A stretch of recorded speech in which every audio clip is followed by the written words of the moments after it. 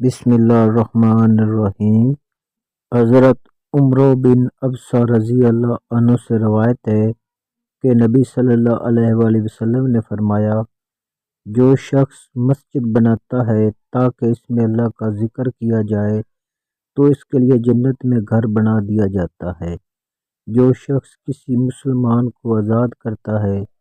تو یہ اس کا جہنم سے فدیہ بن جاتا ہے، اور جو شخص اللہ کی راہ میں تحصیل علم یا جہاد کرتے ہوئے بوڑھا ہو گیا تو روز قیامت جب اندھیرے ہوں گے اس کے لیے نور ہوگا۔ حضرت ابو ہریرہ رضی اللہ عنہ بیان کرتے ہیں،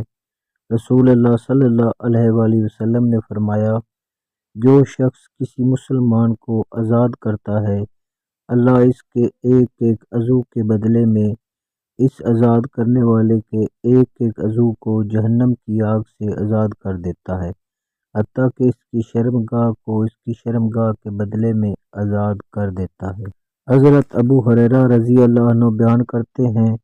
رسول اللہ صلی اللہ علیہ وآلہ وسلم نے فرمایا، اس ذات کی قسم جس کے ہاتھ میں میری جان ہے، اگر تم گناہ نہ کرو تو اللہ تمہیں اس دنیا سے لے جائے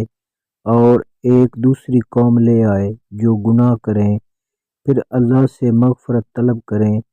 تو وہ انہیں معاف کر دے۔